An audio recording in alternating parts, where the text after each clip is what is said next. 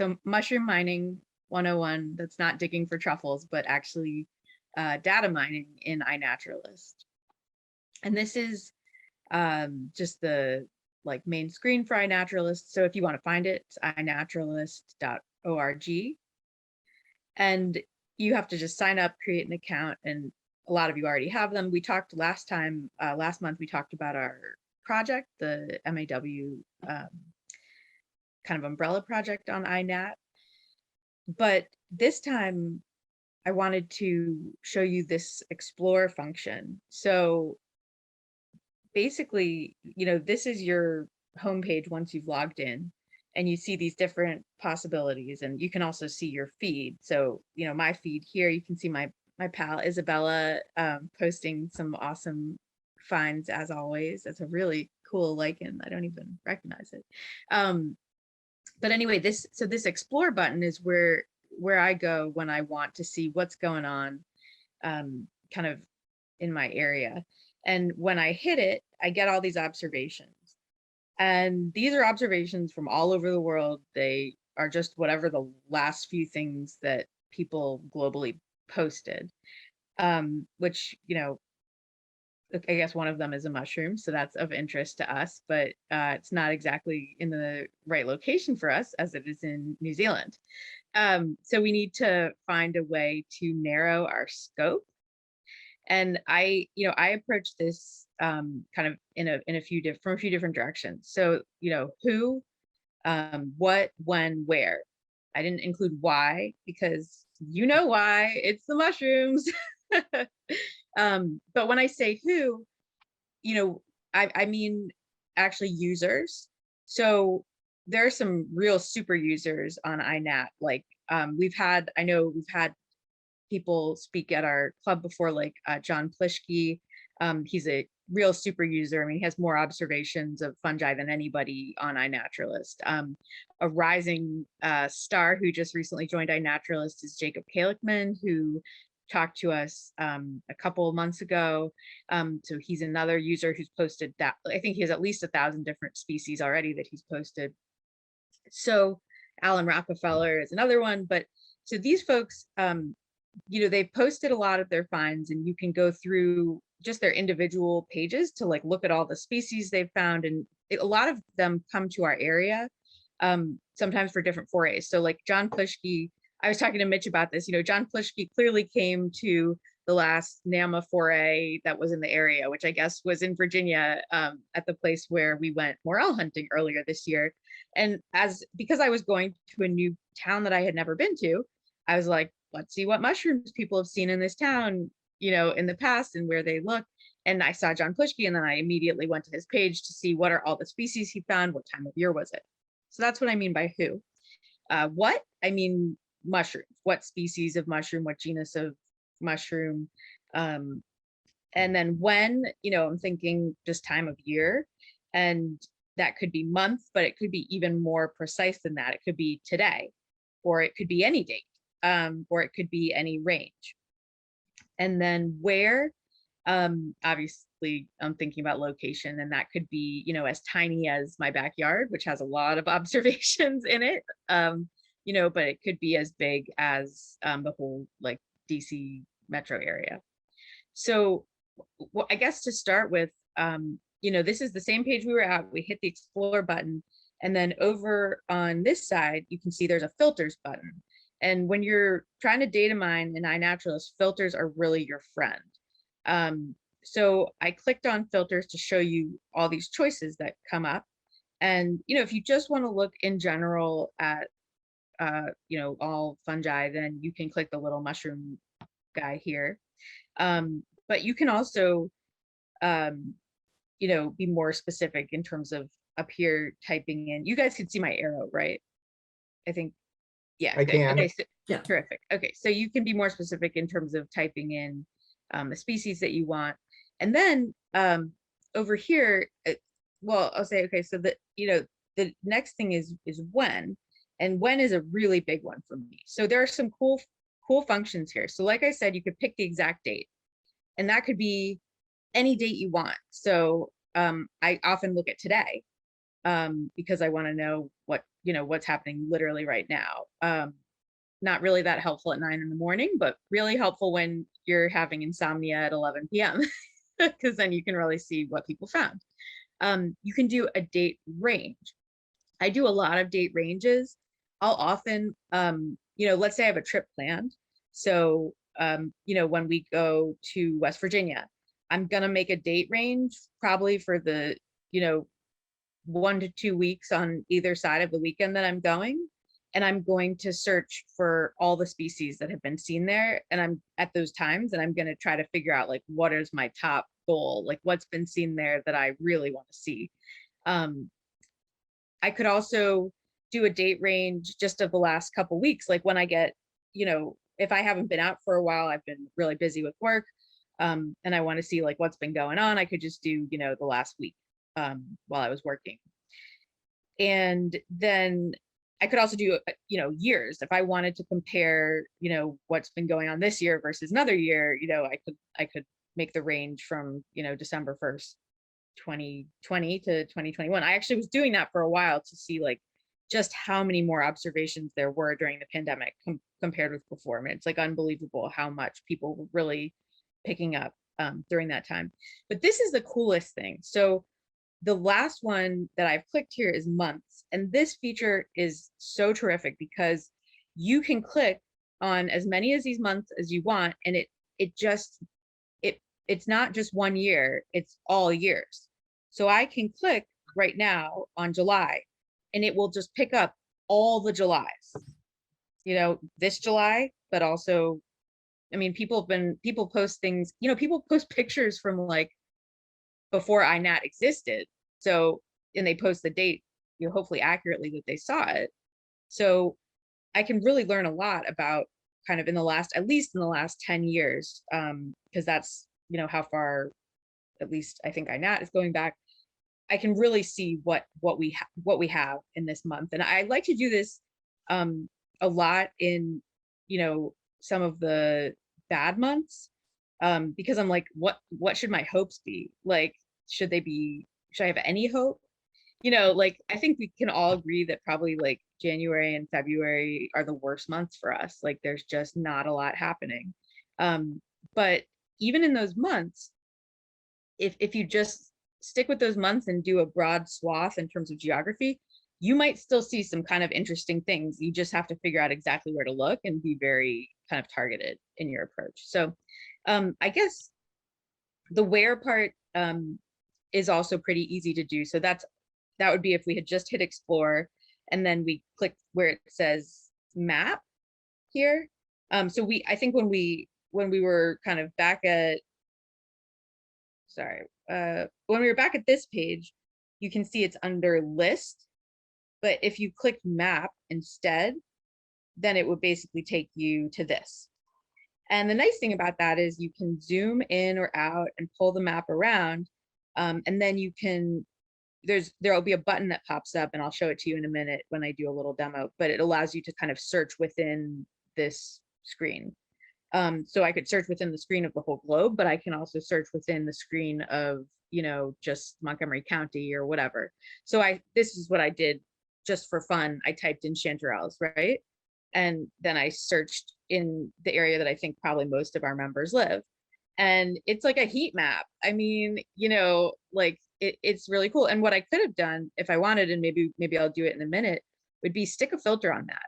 And maybe I would stick a June filter on it, even though it's already July, it's only July 5th.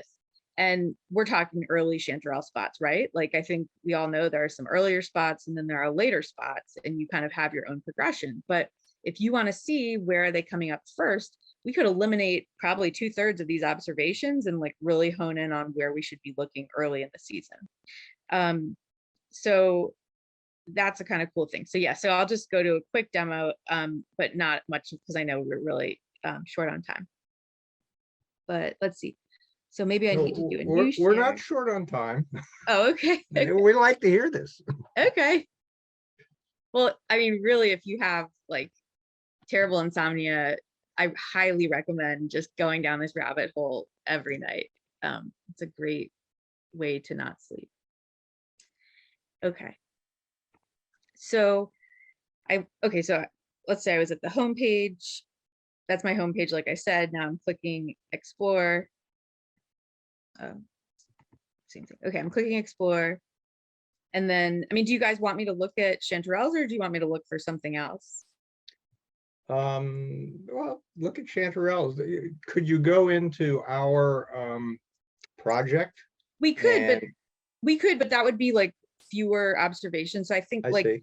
if I do look at our project as a stepping off point, but I think if you want to know like where to hunt, you should just look at all the observations. So, and in fact, like you have a lot of choices here. So I could just write the genus chanterelles, but actually maybe let's do the family. So instead of writing chanterelles, I'll write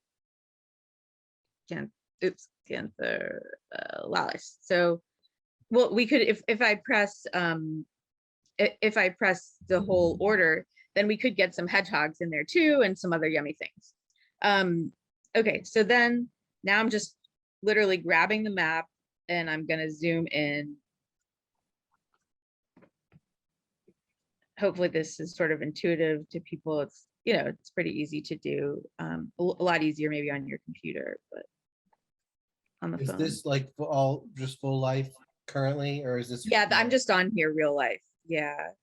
No, I mean, Oh, sorry. time wise, like, is Oh this? yeah, this is all times, totally.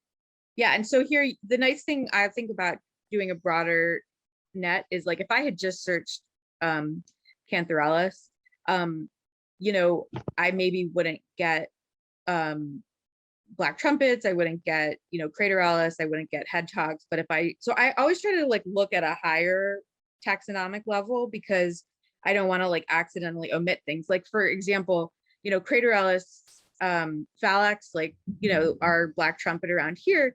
Let's say I picked that, but there may be people who just like went with what the AI said and they didn't know enough to identify to species. So then I might lose hundreds of observations of people who just called it Craterellus. So I recommend when you're looking that you do the highest kind of taxonomic level that makes sense. I mean, obviously you don't want too high because you want to get something you want to find, but you know, don't be overly narrow. So now I kind of have my area. Like I often am like, oh, I'm willing to drive, you know, 40 minutes, but probably not further than that. So for me, that's going to be like this map. So I'll hit the filter and then I'll go to my months. And then I'm going to just click June. Now, see how there are so many fewer, right? I mean, it's like pretty unbelievable. And now I can really kind of make some decisions. So one thing I'm noting is that Rock Creek Park is heavily represented here. I just want to say, first of all, like, and this is not just one spot, right? This is all over Rock Creek Park. So now we obviously can't pick chanterelles in Rock Creek Park. Don't do it. But it's still good to know that they are there. And then, you know, you can just look at other places. I see, and some of them may be places we've even had forays, like, because sometimes if a lot of people are identifying things together, there may be multiple observations. But look, I saw you a know, Lake Meadwood in your earlier picture. oh, good. Yeah, let me pull it up. Let's see. It might be later in the year or it might, oh no, lots of Rock Creek Regional Park too. You need So to redo the search in that area, I think.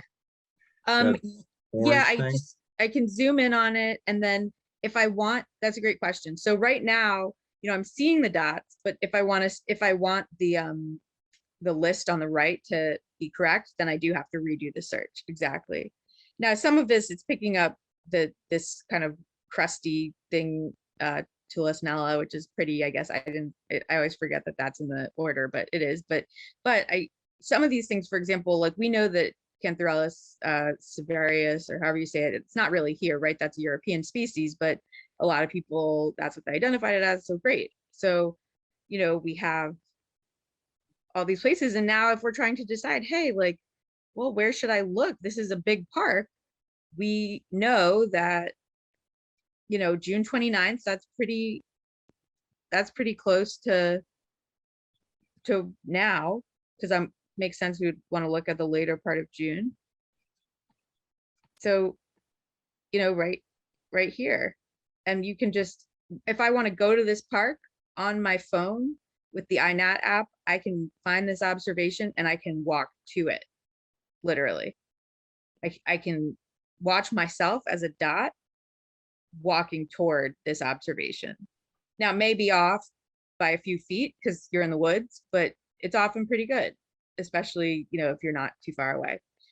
So I'll leave it at, I just go wanted ahead. to mention also, some people can obscure the location. So like if you Yeah. don't want people to see where you found them, and I don't, it basically puts the spot in some sort of circuit range I around can it or show something. that. Yeah, good idea. So I'll show you on mine. I obscure some of my things. And, you know, I don't, the reason I obscure things usually is more because I don't want the areas that I am in to get trampled.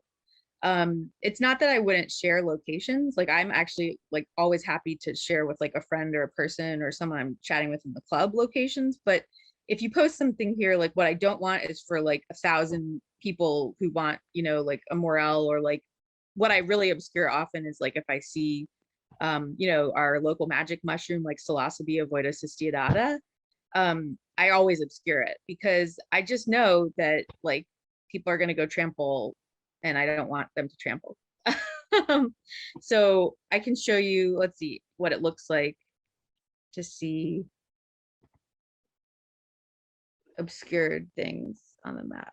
Or maybe if I'm looking at my own observations, will it obscure them? I don't know. This is a choice everybody has when they're Actually, posting yeah, whether or not to do geo-privacy. maybe I need to kind of look at someone else's. I because- made an obscured Oh, good. chanterelle observation in the last few days. Oh, great. Okay. Matt. Great. I'll go to that. So yeah, if you want to find a person, so the who side of things, I want to find Elizabeth. And so I know her name is Matt and Eliz. So here they are, right? I typed in Matt and Eliz and they're popping up. And then I'm just gonna, I could go to their about to learn, hey, who are these Matt and Eliz? They sound cool. But instead, I'm just gonna go right to their observations because I already know that they're two cool people.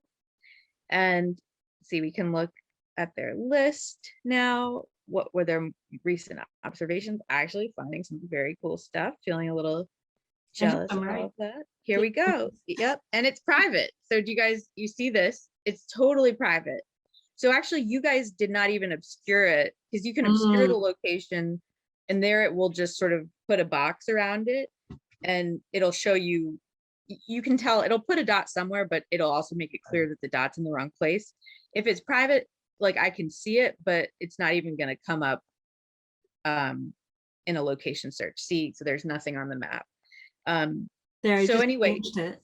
yeah. Well, you don't have If you to. I mean, refresh, it might be obscured now. oh, you just changed it? Okay. Yeah, I mean, and so just for privacy stuff, like, there are many reasons to make things private. I mean, I haven't obviously updated it may take a That's minute, fine. but Yeah. so obviously one thing, like my general reason for making things private is like, because I don't want beautiful areas that I think are delicate to get trampled. Some things will naturally be made private and you don't have a choice. So if it's a vulnerable species, iNaturalist just makes it private and it won't show the location no matter what. So there are a couple vulnerable species. I think once I found a Buckwaldo boletus lignicola when on a foray with Matt, and it was at Rock Creek Regional Park, and I couldn't find it when I was trying to search later, and it was because they had obscured it because it's considered technically a rare or vulnerable species. Another reason is your own privacy. So, you know, obviously, like, I think everyone on iNat is great, but it could be used to find out where certain people are at certain times. And that is like potentially problematic. So be thoughtful about that. I always was like, well, I won't post the location of things at my house, but, and I think that totally makes sense. But then I just did it anyway, because it's like, I don't know. I guess I gave up on privacy. Although I think for my iNat page, you can't really figure out what my name is. So unless you kind of know me, so maybe that was how I decided to be private about it. But anyway, this, like I said, just the beginning of iNat. There's a million things you can do with it. This is like totally the tip of the iceberg of rabbit holes you could go down. But just as a warm-up, I'm also, I hope it's okay to say, I'm beta testing the Mushroom Observer app, and I'm an avid Mushroom Observer user also. So I'm extremely excited to hear from Nathan about his amazing website. And, these things work together. I don't think that one is better than the other. I feel like they have very different kind of uses and niches and abilities. And so, I think the more the merrier that, and I look at both, by the way, when I'm data mining too. So I like, especially the quality of observations on Mushroom Observer are just much, much, much, much higher. And the quality of conversation in the comments is extremely high. And I've learned so much just comments on observations in Mushroom Observer. So I just want to make a plug basically in general for technology as a way to find mushrooms.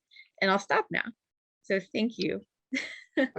I wanted to note one thing about geo-privacy on this. I think everybody should take a look at their geo-privacy settings. Particularly, for instance, if you look up morels in the spring, almost everybody has geo-privacy set. I was looking at the morels, and there was one in downtown Silver Spring, and I went to look at the picture, and I could see the buildings in the background. And I live in Silver Spring, and I said, oh, I know where that is. So, if you want to keep it private, you need to think about what you're photographing as well as whether or not you're have your setting as private or geo private fenced. So it's real, but it is, and the other way you can tell where people might be looking at things is that they will post some chanterelles and they'll have it private, and then the same day they'll post other things in the woods that they're at. And you can say, oh, I'll bet you it's in this park. So I think it's very helpful to find places to go look.